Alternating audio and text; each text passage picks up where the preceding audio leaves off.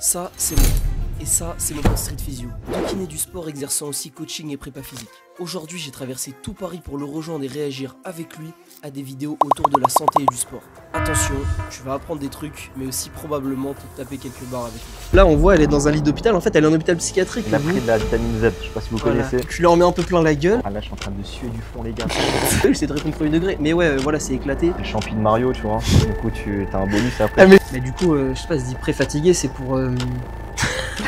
Tu vas t'asseoir sur le côté d'une table, tu vas te prendre un couteau. Je vais être clair que là-dessus, ça m'énerve complètement. Venir sucer... Ça te met une balle dans la tête, hein, franchement. C'est autoroute, tu vas être gauche sur 20 km. Les exercices, en fait, il n'y a pas de bons ou de mauvais. S'il peut y avoir des mauvais, dédicace à Ouais, bien, je me trouve avec mon pote Street Physio. Jabir, je peux dire ton prénom, hein, c'est bon. Bien sûr, il n'y a pas de souci. On va réagir à des vidéos qu'on a chopées. On a fait un stack de dinguerie, on a appelé ça, avec plusieurs vidéos qu'on a trouvées sur Instagram. On va dire la vérité tout simplement, sans filtre. Après, le but, c'est pas non plus de faire que critiquer. Le but, c'est d'apporter de la value, simple, efficace, que vous pouvez appliquer vous dans votre quotidien et que vous soyez pas noyé par des informations bullshit, hyper compliquées, qu'on peut retrouver sur le réseau. C'est ça, on va tailler, on va envoyer de la value, avec nuance ou pas, si c'est pas nécessaire d'en avoir. Et vas-y, c'est parti. Là, j'en ai repéré une petite là avec laquelle j'ai envie de commencer. Je te montre ça tout de suite. C'est parti avec Thierry, 60 kg en coaching by Franck. Biceps, et ensuite 44 kg en travail des jambes. Donc 44 plus 60, ce qui va nous permettre de faire un véritable travail combiné. Les 812 hein, quand même, 812 likes. Hein. Et ensuite quadri, ischio et le corps. Un travail combiné. Vraiment, ce qui me met extrêmement bien dans cette vidéo, il y a vraiment un truc qui est all time. C'est... Là, ok, il y a peut-être un exo pour s'entraîner à mettre au monde ou alors à lâcher un énorme fart. Ok, vas-y, tu me parles un petit peu de cette méthode d'entraînement là. C'est complètement loufoque, c'est de la merde. Enfin, le mec fait tout en même temps, il met un pied sur une machine pour les épaules. Ça n'a même pas de sens, tu vois, et c'est ça qui pose problème aujourd'hui. Là, c'est assez exagéré, et je pense que ça a la portée de tout le monde de voir que c'est un exercice complètement zinzin. Mais clairement, encore une fois, ça renvoie à quelque chose qui arrive souvent en ce moment, c'est la naissance d'exercices un peu loufoques, que ce soit en kiné ou en muscu. On a plus tendance aujourd'hui à faire un exercice qui sort du commun pour attirer un peu l'œil. En fait, on oublie les principes de base. T'en dis quoi, le bof, par rapport à ça? Ouais, les gens ils cherchent du renouveau, il y a des nouveaux exos, mais en fait, la kiné, la musculation, l'entraînement, c'est chiant. Hein. Souvent, il faut juste prendre les trucs qui fonctionnent et les appliquer. Et puis les outils, les exercices, voilà, c'est que des outils qui arrivent pour donner un certain résultat. Mais faut-il qu'ils respectent certains principes? Mais avec des setups comme ça, en fait, c'est super compliqué de mettre assez de contraintes sur une zone pour la cibler, parce que là, tout est divisé entre ce que le mec il fait avec ses bras, avec ses jambes. Et encore, là, j'essaye de répondre premier degré pour pas dire, ok, c'est de la merde, et qu'il répète, j'essaie de répondre premier degré. Mais ouais, voilà, c'est éclaté, c'est pas stable. Alors, la stabilité fait pas tout, mais en fait, là, pour son objectif de muscler, ça va pas être nécessaire. En fait, le mec, il se fait un superset presse leg curl s'il veut taper un peu toutes ses jambes. Du et puis tirage avec du truc, voilà, c'est n'importe quoi. Donc là, à part perdre son temps le vendredi soir avec Franck, franchement, ça va rien lui apporter. Hein. Mais big up à Franck, il fait plus de vues, plus de likes que nous pour l'instant. Cumulé. Hein. Changez ça, les gars, changez ça rapidement. Faites péter les scores. Je vais prendre hasard, ça je sais même plus ce que c'est. Ah, mais ça c'est pour toi, ça. Ah, c'est pour moi, ça va m'énerver. Mais je crois qu'il n'y a pas que ça dans la vidéo, il y a d'autres.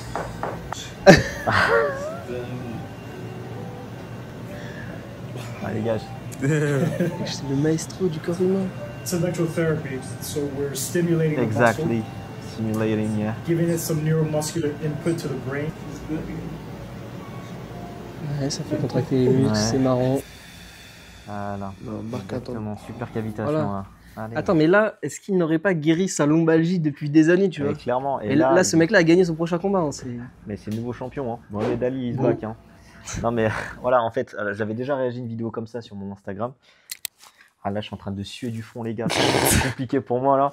En fait, pour commencer, le marteau, en fait, j'ai jamais... C'est vrai qu'attends, là, il y a une place pour l'électrostimulation, mais le marteau, on n'en parle pas assez. Le marteau, on n'en parle pas assez. Il faut que quelqu'un vienne me le dire en commentaire, hein, j'espère un jour.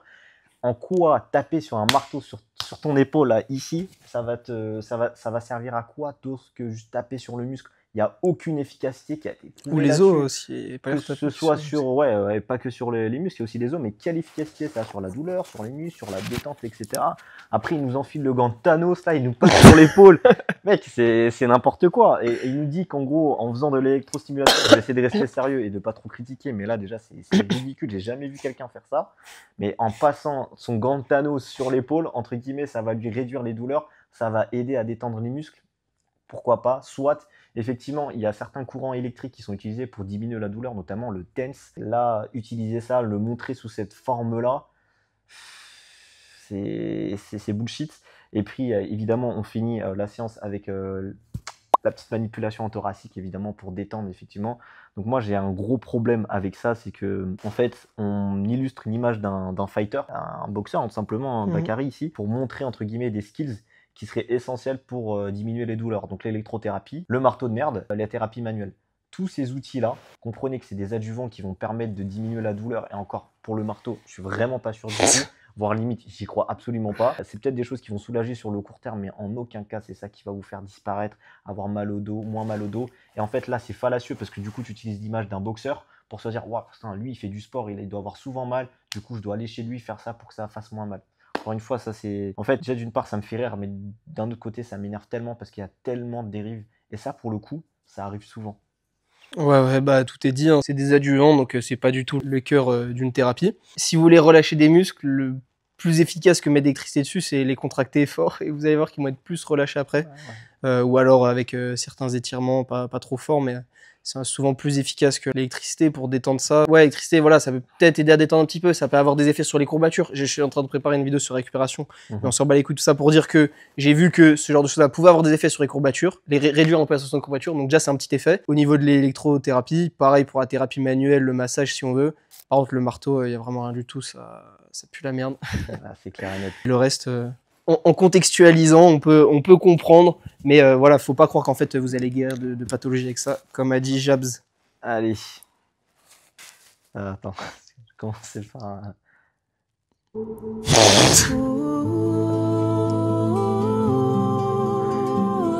Ça champitonne. Allez, bye bye pour ton double menton.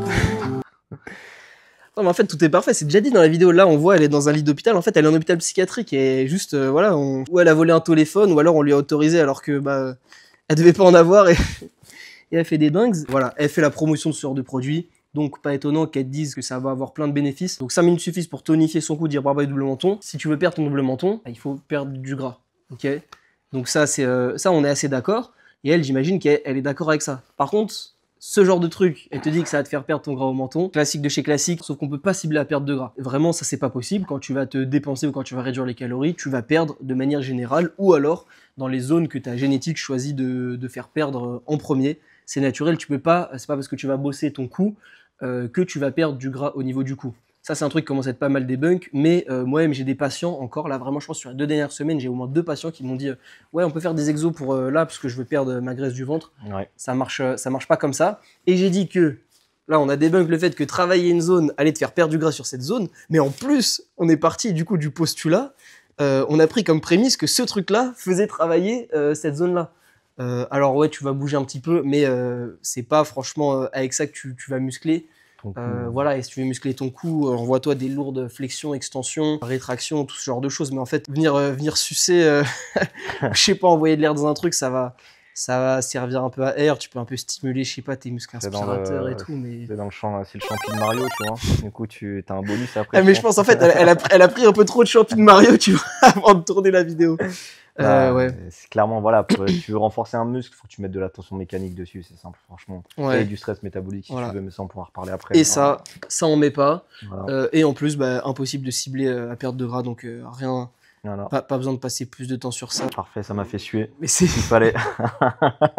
Tu suis beaucoup aujourd'hui. Attends, c'est à moi de te montrer. C'est vrai. Allez, ça va te montrer. Allez, au hasard. 1 sur 2. Voilà. Merci. Allez, petit montage. Hop. Bon, ça ressemble un peu à l'autre vidéo derrière, donc voilà, là, ça, c'est, je trouve, hyper populaire en ce moment sur Instagram. Voilà, t'as mal au dos, il faut te le craquer, tu vas avoir peut-être un effet sur le court terme, mais c'est rien d'autre qu'une bulle qui pop. Et donc, c'est pas ça qui va soulager ton dos. En plus, ce qui m'énerve avec ça, c'est que du coup, ils te mettent des images où bah, tu as des douleurs de dos et que du coup, ça passerait uniquement par le biais de craquer. Ok? Donc voilà, je ne vais pas redétailler ce que le Bob a dit. Forcément, ça a un effet, oui, et encore pas chez tout le monde, mais à court terme. Mais clairement, voilà, c'est du bullshit envoyé sur un set qui est bien foutu parce que voilà, le mec, il est sur un tapis qui est propre, c'est filmé d'en haut. Mais voilà, pour moi, c'est des choses qui vous apportent rien en fait. Voilà, tu te dis, putain, c'est cool, c'est un truc qui a un rapport avec la santé. Ok, j'ai mal au dos. Ça va te faire quoi? Tu vas l'essayer, ça va craquer, ça va pas craquer. Voilà, mais derrière, est-ce que c'est ça qui va résoudre ton problème de dos? Non, clairement pas. Je pense même que le son, il est rajouté au montage. Parce que là, vu le nombre de trucs qui craquent, je pense qu'il se fait craquer, gros, du cheveu jusqu'à l'orteil. Là, vu le truc qui est enroulé. Jusqu'au doigt de pied, jusqu'à la montre, même, hein, ce que je vois. Mais putain. Ouais, on a pas mal de patients, hein, forcément, qui viennent en cabinet et qui disent ouais, moi, je me fais craquer, ça me fait du bien. Et d'ailleurs, je discute pas mal de comment amener les gens vers les exercices. En fait, je trouve que c'est pas si difficile de leur montrer qu'en fait, ils vont pas guérir avec ça, parce qu'en fait, ils ont déjà la réponse en eux-mêmes. Ah oui. Parce qu'en fait, ça, ils l'ont déjà fait 1000 fois. Ouais, je me suis déjà fait craquer, etc. Et ok, ça fait combien de temps que tu fais ça? 2 mois. Ok, le bien, ça dure combien de temps à chaque fois? Je sais pas, 5 à 15 minutes. Ouais. Et en fait, du coup, il dit, du coup, tu veux qu'on fasse ça ici pour t'en débarrasser à long terme? Il va dire, Ouais, ça. et là, en fait, il y a une dissonance cognitive. Donc là, je le caricaturise un petit peu, mais en fait, au final, c'est pas plus compliqué que ça. Et les gens, ils disent, ah ok, bah ouais, en fait, je fais déjà ça depuis 2 mois, ça me fait du bien sur le coup, puis ensuite, j'ai toujours mal. Donc peut-être faut partir sur autre chose. Hein. Ah, mettez-vous devant le fait accompli. Regardez autour de vous, testez chez vous, vous verrez qu'en fait, ça sert à rien. Quoi. Passamos à l'autre vidéo. Alors, je commence à avoir des dingueries, ça me fait trembler là. Envoie-moi des trucs pas mal. Regarde, là. On voit un truc qui va te faire suer, qui va t'envoyer une goutte sur le front là. Alors là, je vais avoir. Ça se prend avoir du son sur le. Il y a des petites traces de cupping. Ah, qui annonçait la couleur. Ça, comment ça s'appelle déjà? C'est du scrapping. Ah, scrapping. Alors, c'est pas à jeter. On doit Technique à libérer des tensions musculaires, à réduire la friction. Voilà. La friction qui cause l'inconfort Ouais, au niveau du c'est genou. ça. Bon, après, ça va, c'est un peu vrai quand même, c'est le mécanisme. Ouais. La bandelette iliotibiale, c'est un mécanisme de répétition. La thérapie manuelle, que ce soit scrapping, à la main, cupping, parce qu'on voit que là, il a des traces d'ampoule, ça peut avoir sa place si le patient il a des attentes par rapport à ça. Si on met en place à côté le cœur du traitement qui va être de bouger la zone et mettre des contraintes dessus, si après, derrière, on a fait tout ça et qu'on a le temps de passer du temps dessus, ouais, pourquoi pas, c'est pas à jeter. Mais c'est pas du tout. Enfin, si on fait que ça, vous n'allez jamais guérir d'un syndrome de l'essuie-glace. Et en fait, là, un autre truc en fait, qu'il faut clarifier, on ne sait pas d'où sort le diagnostic du syndrome de l'essuie-glace. Et même en fait, chez les kinés, un gros problème, c'est que souvent, en fait, le diagnostic est pas bien fait. Et donc là, aucun moyen de savoir si le mec il a vraiment un syndrome de l'essuie-glace. Donc vraiment, c'est faire attention au diagnostic. C'est pas parce que ok, vous avez couru, vous avez mal sur le côté du genou, c'est un syndrome de l'essuie-glace. Non, il y a des tests à faire. Il faut avoir un vrai raisonnement clinique. Et donc, si ça se trouve, là, elle est en train de dire au mec qu'il a un syndrome de l'essuie-glace, alors que c'est pas ça. Et en tout cas, c'est pas à jeter. Si derrière, il y a autre chose qui est mis en place, c'est pas mis en avant, le reste mis en place. Après, en fait, le problème avec, encore une fois, ça m'énerve. Moi, foncièrement, ça m'énerve. Moi, je vais pas vous, je vais être clair que là-dessus, ça m'énerve complètement parce que, en fait, là. J'ai envoyé trop de sagesse, en fait, là, faut que tu trop speaks, de sagesse, là. Faut que je démarre un petit peu, là. Il y a trop de IQ, là, il y a eu trop de mais QI ouais, dans en le fait, début de voilà, la phrase. syndrome de l'essuie-glace, c'est une pathologie, clairement, c'est une pathologie surtout chez des coureurs. Pourquoi est-ce que tu vas t'allonger sur une table, masser sur le côté de la cuisse pour qu'en gros ça résulte des douleurs? Mec, t'as rien compris, tu vois. C'est clairement pas ça. Alors je comprends, voilà, on peut ne pas jeter la thérapie manuelle, mais moi je vais être très clair là-dessus sur toutes ces genres de pathologies. Pareil sur le syndrome rotulien, c'est des choses qui s'améliorent en actif, en fait. Tu vas t'asseoir sur le côté d'une table, tu vas te prendre un couteau, essuyer tes poils, ou je sais pas ce que tu veux faire sur le côté de ta cuisse pour espérer, après, quand tu vas te remettre debout et recourir, avoir moins de douleur. Mais là, tu te mets une balle dans la tête, hein. En fait, clairement, c'est pas ça. Il y a du renforcement à faire, il y a de la gestion de charge, on en reparlera après dans la vidéo, on va beaucoup plus parler des principes et des tactiques en kiné et en muscu, et ça, c'est une vidéo qui va être masterclass. Ah, c'est vrai, j'en pleure de cette vidéo. Mais clairement, là, voilà, moi, on a l'exemple de quelque chose qui m'énerve. C'est clairement, voilà, on met un diagnostic, on sait même pas comment elle l'a fait. Ensuite, tu balances une technique. C'est vu comme étant le truc principal. Il y a plein de gens qui vont regarder ça, ils vont se dire, ah, putain, il faut que je fasse ça. Du coup, ils vont aller chercher, ils vont aller chez des mecs, je sais même pas c'est quoi, c'est de la médecine douce, alternative, avec des couteaux, des trucs, des ampoules pour, entre guillemets, résoudre un problème qui est purement actif. Moi, pour moi, ça participe à l'infantilisation de la population, clairement, et ça rend les gens cons et ça rend les gens dépendants du soin, alors qu'en fait, la clé, vous l'avez, les gars, c'est de nous voir le moins possible, en fait. Clairement, c'est ça. Plus vous en sortez souvent, Et il faut, moi je suis très clair là-dessus, si vous allez voir un kiné, il faut qu'il ait cette perspective de vous rendre autonome et pas dépendant. Si à chaque fois, il n'est pas capable de vous donner une certaine autonomie, de vous planifier l'autonomie par la suite, un peu compliqué. Après, ce n'est que mon avis. En plus, en général, ça dépend au stade où on en est, mais ça peut mettre un peu de temps à partir. Ce genre de consultation, c'est souvent du one-shot. Donc, le mec, il peut se dire ok, j'ai eu mal, je fais ça, derrière, je vais recourir. Ah bah, il se refait encore plus mal et potentiellement, il met plus de temps à revenir à la course, à son activité. Donc, voilà. Moins intéressant pour ça. C'est toi qui l'as sélectionné là? Ouais. Vas-y, celle-ci, je sais même plus c'est quoi, mais.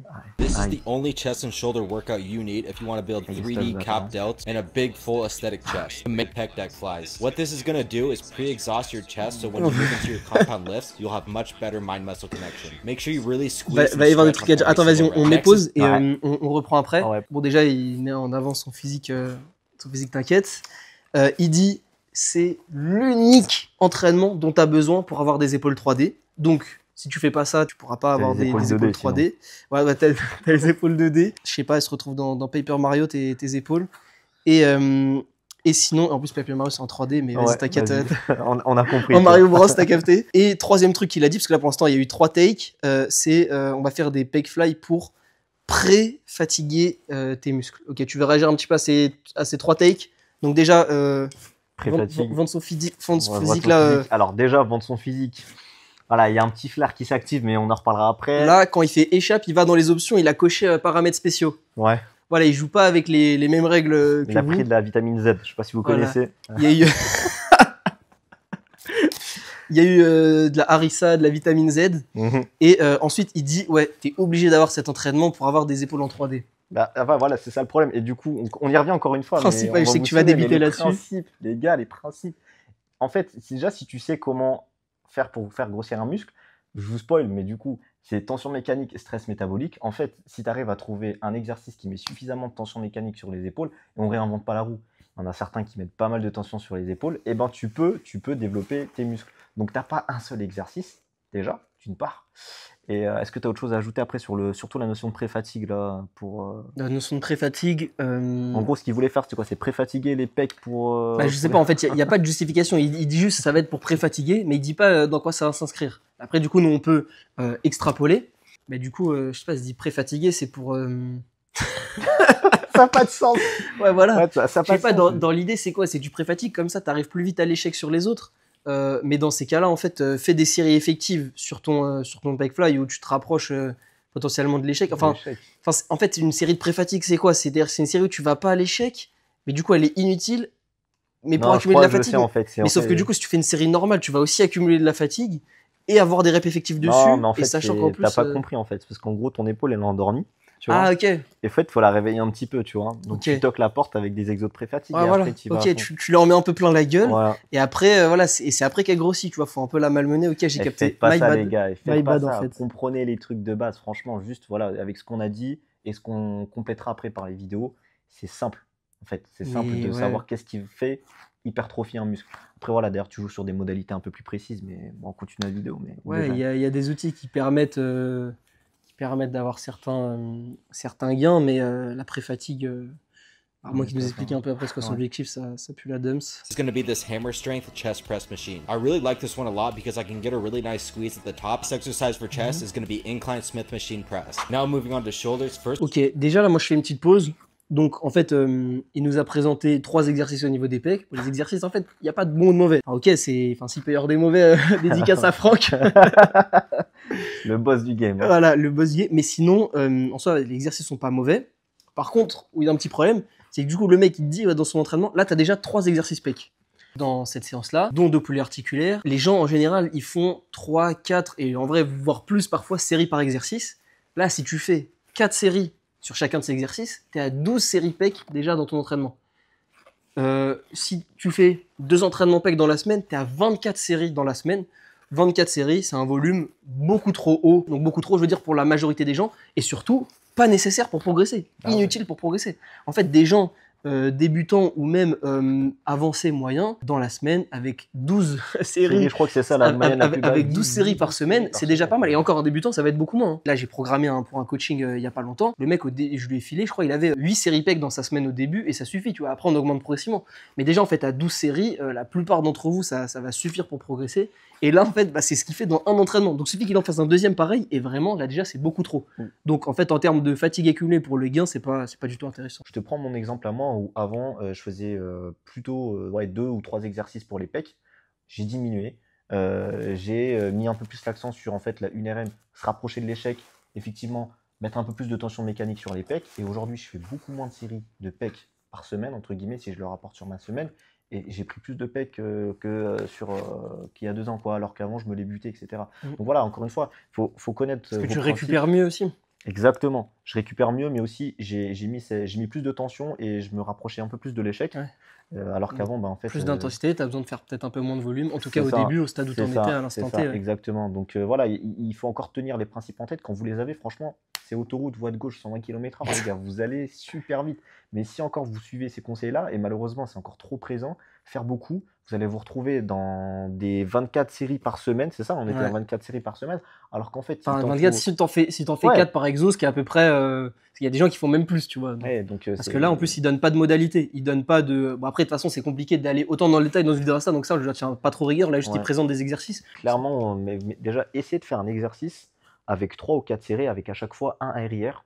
Franchement, les gars, si vous sortez pas fatigué de la séance, en tout cas de l'exercice, pour pouvoir faire 3 autres exercices derrière, faut être un gros consommateur de harissa pour pouvoir entraîner autant d'exercices la technique. C'est vrai que voilà, les paramètres spéciaux ils peuvent aider à tolérer ce genre de truc. This is a dumbbell ladder raises to really burn out your side delts even more. One thing to keep in single arm reverse cable fly. This is definitely my go-to chest and shoulder workout, and it took me about fissure, mais voilà, fissure échappe paramètres, et la case cachée en bas avec la signature.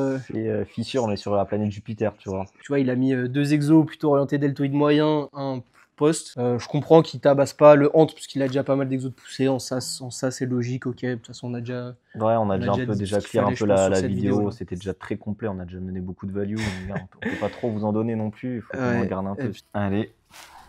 Il reste beaucoup de rush, on réagit à des vidéos, donc tu peux t'abonner dès maintenant si tu veux pas rater la partie 2. Et enfin, si tu as une douleur dont tu veux te débarrasser ou si tu veux progresser dans ton sport et en musculation, n'hésite pas à nous envoyer un message pour qu'on en discute et qu'on voit comment on peut t'aider en travaillant ensemble. Et n'oublie pas, être faible n'est pas une honte, le rester si.